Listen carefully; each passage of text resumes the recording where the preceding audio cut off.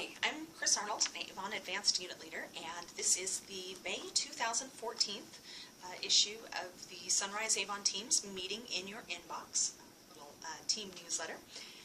Last month we looked at how setting up good systems helps you run your business more smoothly and increases productivity and profitability. This month we'll take a look at a system that representatives often ask for help in setting up, especially around tax time, and that's accounting. Your accounting system is a vital part of your business because it allows you not only to know how much profit you're earning, but it also provides you with a proof of income. This is especially important if your business provides a large portion of your household income, because you'll sometimes need a proof of income for government programs or certain financial transactions like buying a house. Accounting is also one of the broadest systems in our business since it involves any time that money or products comes into or out of our business. So your accounting system will include two parts. The first part is what I like to call the banking, and that's the depositing and processing of all the payments that we receive from our customers and making our payment to Avon for our order. So your system will vary depending on what types of payments you accept and how you like to process them. So do you prefer to deposit all of the cash and checks that you get every day as you get them, or do you like to do it once or twice a week? Do you deposit customer checks into your account, or do you take those checks to the customer's bank and cash them first? And are you processing your credit cards using Avon's credit card slips, or are you using a service such as Square or PayPal here? All of those choices are going to affect what methods or what system you use for processing those payments.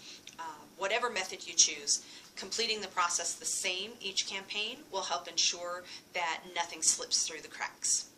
So, the second part of your accounting system is tracking your income and expenses, and this is the part that representatives tend to have a lot of questions about.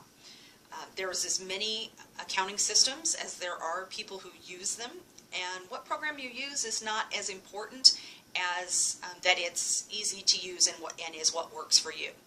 So you don't need anything too complex for your Avon business. In fact, the simpler the system, the better. You can use a program like Quicken or Mint.com that acts like an electronic checkbook.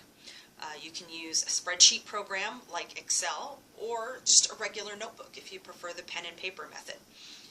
Whatever method you choose, you want to have a way to list each financial transaction and categorize them so that you can easily plug those numbers into a profit and loss statement. You'll have categories such as product, processing charges, office supplies, payments from customers, and leadership earnings, just to name a few. A profit and loss statement is simply a report showing how much you paid or received for products and services for your business, broken down by those categories.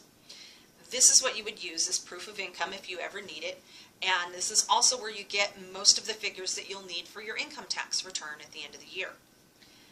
This is also where you'll analyze how much you're spending in different areas of your business to see if there's places that you can cut spending and increase your profits.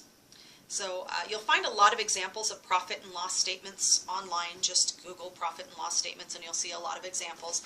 But this is what mine looks like, and you'll see it's just real basic, just says profit and loss statement at the top, has a section that lists categories for expenses, and then it has a section that lists categories, at the top is the categories for income, and at the bottom is categories for expenses, and then your grand total, which hopefully is a positive number because that shows how much you've made for the year.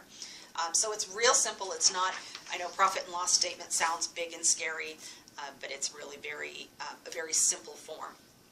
So your accounting shouldn't take up a lot of time, maybe about 15 minutes each campaign to record everything in your program or your notebook. The transactions you enter will include obvious things like how much your customers paid for their orders, and you'll break that down into the cost of the products, the processing charge, and the sales tax. How much you paid Avon, that also will be broken down into the cost of products, processing charges, how much was for samples and demos, supplies like brochures and bags, and for breakout products that you purchased for your personal use. So you'll also include credits for products processed through easy returns, earnings for direct delivery orders, and leadership earnings and bonuses that you received for the campaign.